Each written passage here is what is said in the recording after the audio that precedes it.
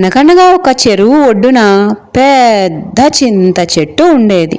ఆ చెట్టు పైన కోతమ్మ, కోకిలమ్మ ఉండేవి.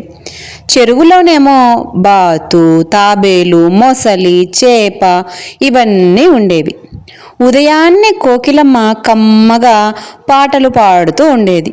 కోతమ్మేమో అడవిలో జీవులకు వైద్యం చేస్తూ ఉండేది. కోకిల పాటలను అడవి జీవులు ఏవి కూడా పట్టించుకునేవే కాదు. ఎందుకంటే అది నల్లగా ఉంటుందని దానికి ఎవ్వరూ కూడా విలువ ఇచ్చేవాళ్ళు కాదు. ఒకసారేమో చెరువులోని నీరు చాలా కలుషితమైపోయింది.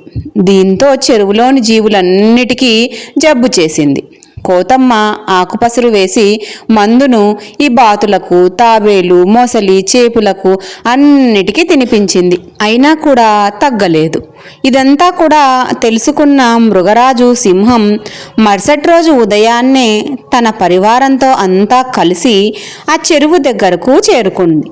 దగ్గరనే ఉండి చెరువునంతా కూడా శుభ్రాన్ని చేయించింది.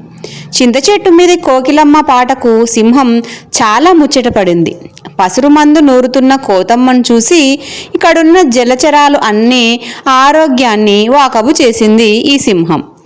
అప్పుడు అన్నీ కూడా, ఓ మృగరాజా, నేను బాతు, తాబేలు, మొసలి, చేపులకు అన్నిటికీ కూడా ఇచ్చేది ఒకే మందే.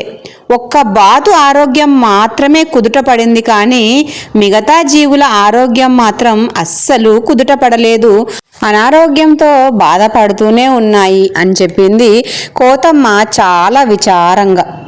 పాటలు వినడం వల్ల మనసుకు ప్రశాంతత లభిస్తుంది, ఒత్తిడి కూడా తగ్గిపోతుంది, హృదయ స్పందన మెరుగుపడుతుంది, మనస్సు ఉల్లాసంగా ఉత్సాహంగా ఉండి వ్యాధుల నుండి త్వరగా కోలుకునేలా చేస్తుంది.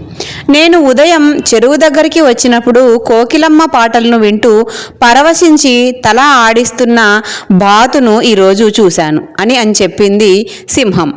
అవును రాజా, బాతు ప్రతిరోజు ఉదయాన్నే కోకిలమ్మ పాటలు వినడానికి చెరువు ఒడ్డుకు వస్తుంది అంది కోతమ్మ. నల్లగా ఉన్న కమ్మని కంఠంతో పాటల వైద్యం చేస్తున్న ఈ కోకిలమ్మ గొప్పతనం గుర్తించింది కోతమ్మ. పసరుమందు వాడుతూ కోకిలమ్మ పాటలు విని ఈ తాబేలు, మొసలి, చేప కూడా మళ్ళీ వాటి ఆరోగ్యాన్ని అవి పొందాయి. విన్నారు కదండి ఈ కథను. ఈ కథ ద్వారా మీరు ఏం నేర్చుకున్నారు అనేది తప్పకుండా కమెంట్ చేసి షేర్ చేసుకోండి.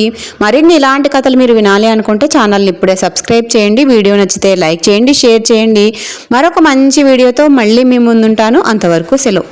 లోకా సమస్తా సుఖినో భవంతు.